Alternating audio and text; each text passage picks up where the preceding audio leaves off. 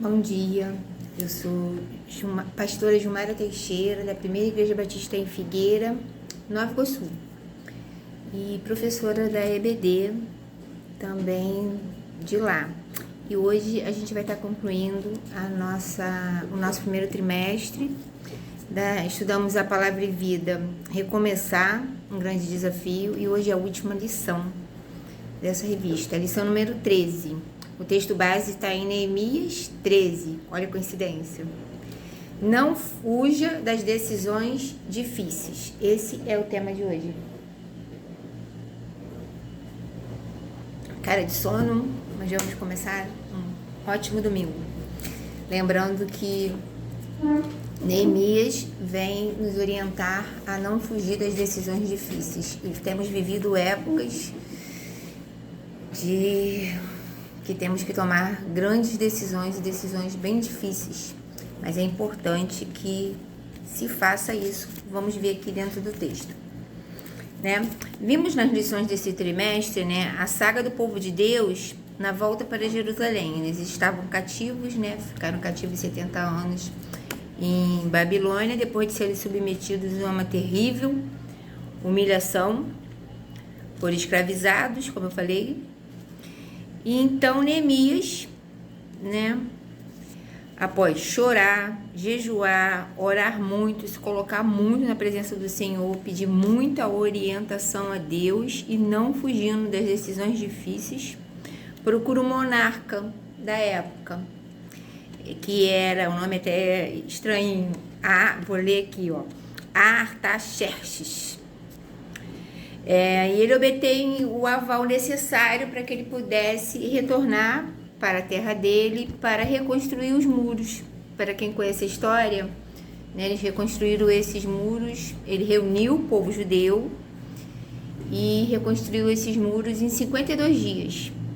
Olha só que coisa difícil. Foi uma decisão difícil, mas ele não fugiu, ele se colocou na brecha, se colocou à frente disso e conseguiu, em 52 dias, restaurar o muro da cidade de uma forma, assim, espantosa. E Neemias é um homem que, após 12 anos, ele continuou ali com o povo de Jerusalém, ele retorna para a Babilônia, né, para agradecer, ele retorna para agradecer ao monarca a oportunidade, o que fez. E depois disso ele retorna a Jerusalém. Aí é isso que a gente vai estudar aqui um pouquinho hoje nessa manhã. A tristeza de Neemias quando ele retorna, porque os muros estavam todos destruídos, não quando ele retorna, mas quando ele vem a primeira vez, reúne o povo, tem aquela união. Ele fica lá ensinando junto com Esdras a lei de Deus, para que eles relembrassem como era, e quando ele volta, ele encontra um povo totalmente omisso, né, que não estava cumprindo realmente aquilo que ele havia ensinado, ou melhor, relembrado, porque não eram as palavras de Neemias. Neemias ensinava as palavras do Senhor, mas Neemias não fugiu, como diz a lição aqui pra gente, das suas responsabilidades e de todas as decisões. Aí no ponto 1 da revista, vem falando assim, ó, ele confrontou os infratores com a palavra de Deus, né? O povo foi levantado por Esdras, o sacerdote, e Neemias, que era o governador, a relembrar a aliança que havia sido feita com o Senhor. E essa aliança jamais deveria ser quebrada. Mas o povo se desleixou de uma forma que foi deixando para lá. Mas Neemias e Esdras fizeram o povo recordar o passado, quando Deus se opôs completamente a quem se propusesse desobedecer os seus mandamentos. E com base nessas palavras, Neemias começou então a tomar decisões difíceis, mas necessárias dentro da palavra. Eu quero lembrar aqui que Neemias, ele foi eleito pelo grande monarca como um governador do império. Ele tinha autoridade máxima sobre o povo judeu.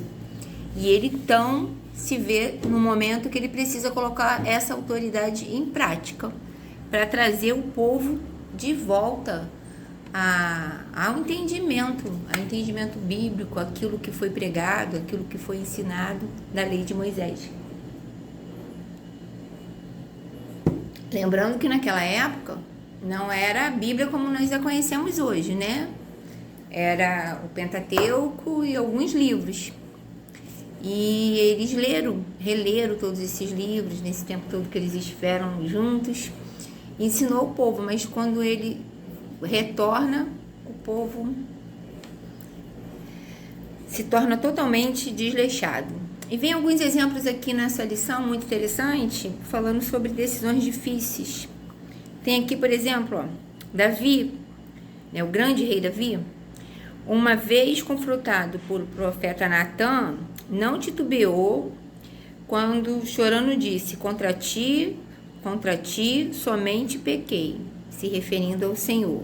Agora, torna-me da alegria da tua salvação. Davi reconhece o profeta, toma uma decisão difícil, vai no rei e confronta ele, porque o papel do profeta é confrontar mesmo, é dizer a verdade, o que está dentro da palavra.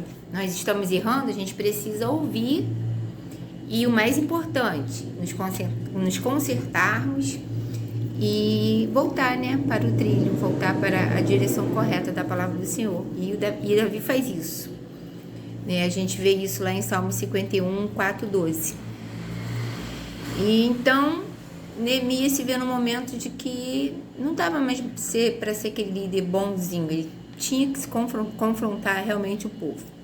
Então ele confrontou o sumo sacerdote Eliasibe por dar guarida no santuário ao inimigo do povo de Deus. O que aconteceu, gente? Neemias foi muito forte, né, e muito firme com esse profeta. Ficaram outros profetas no local enquanto Neemias não estava. Ele cometeu um duplo erro. Ele deu-se em casamento parentelas entre povo judeu e povo pagão. A lei era contra, né? O texto fala que ele se aparentou-se com o ímpio Tobias, casando-se com uma das suas filhas. Ele permitiu que uma das suas filhas se casasse com a família de Tobias, que era ímpio. E naquela época, né, não era permitido. E negociou com o referido pagão, oferecendo-lhe morada em lugares sagrados. Olha só, que coisa séria. Então Neemias chega e vê um caos. Ele precisa reconstruir tudo aquilo. Vocês acham que as pessoas se agradaram do que Neemias estava fazendo? Quando a gente é chamada a atenção, a gente não gosta, né? E isso quando a gente reconhece que nós estamos errados e precisamos nos consertar. Quando isso acontece, amém, glória a Deus. A gente tenta se consertar. Só que, infelizmente, a maioria das vezes a gente não quer ser repreendido. A gente não quer ouvir. Principalmente se nós estamos errados. Reconhecer o erro é bastante difícil, né? Não é para qualquer um. É uma coisa, assim, bem complicada. Então, após os confrontos, Neemias partiu para a restauração e adoração do Senhor. Então, ele começou a prestar adoração ao Senhor, mas não de uma forma desleixada, porque o povo estava fazendo de uma forma qualquer, entendeu? Aí ele, não, a gente tem que fazer assim, lembra? Trouxe a lembrança, o povo, de como seria, e começou a colocar o povo no eixo novamente, né? Neemias começou por levar o povo a perceber a natureza da sua apostasia. O que é apostasia? Abandonar a fé. O povo estava abandonando a fé. Parece com os dias de hoje, né? Quando a gente vê aí muitos colocando a culpa no Covid, no desemprego, nisso, naquilo, enfim, mas abandonando a fé. Isso é apostasia, abandonar a fé. Sempre tem um porquê, sempre tem uma desculpa, né? Mas não é isso que a palavra de Deus nos orienta a fazermos. Então, a gente vê aqui, ó, no texto, 3 características de adoração desleixada. Primeira coisa, não sou eu, pastora Gilmara, que estou dizendo, é o texto, é a palavra do Senhor. Primeira coisa, quando a gente começa a abandonar a fé, que a gente faz, está na página 70 da lição. O povo parou de ser dizimista. Não, a gente não pode falar em dízimo porque é quase que errado, quase que pecado falar em dízimo nem oferta. Né? Podemos ver que a primeira atitude que mostra o esfriamento na fé, o distanciamento da vontade de Deus, é sonegar os dízimos e as ofertas. Ah, esse mês eu não vou entregar não. Ah, esse mês eu não vou entregar dízimo, eu vou doar uma cesta básica. Eu vou ajudar alguém. Ajuda, irmão, tá? Podendo ajudar, ajuda. Aliás, entrega a cesta básica sim. Nossa igreja está fazendo a campanha do porta-malas solidário. Se você ainda não entregou, leva para a igreja, tá bem bacana. Mas isso não é dízimo. Mas eu não vou entrar nesse mérito. O segundo ponto, o dia do Senhor começou a ser profanado. Para nós, né?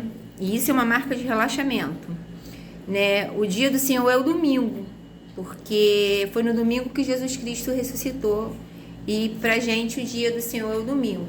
É claro que tem aquelas pessoas que estão de plantão domingo, que trabalham, que não podem ir, ou um determinado domingo você vai sair, se divertir com a sua família. Não estou falando nada contra isso.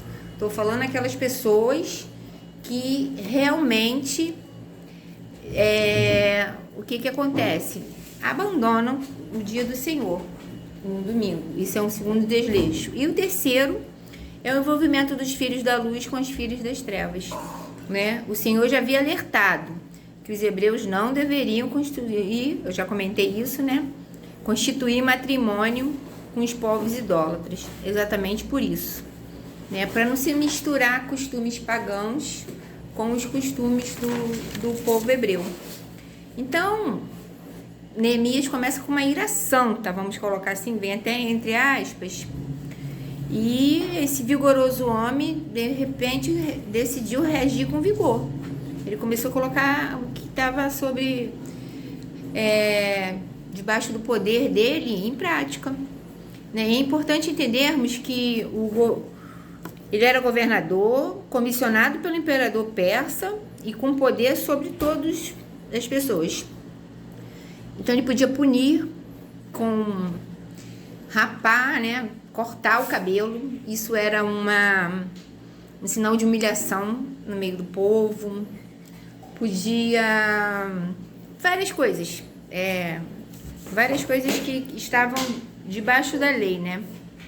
Muitas vezes nós precisamos tomar decisões muito difíceis, mas se é para a glória de Deus, não podemos fugir, nem ficar protelando muito.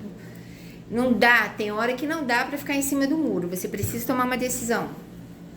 E que a sua decisão seja sempre baseada na palavra do Senhor, seja sempre o correto. Se está baseada na palavra do Senhor, segue em frente, vai embora, não fica com medo não. Entendeu? Então essa é a nossa reflexão da nossa EBD, dessa última lição desse mês.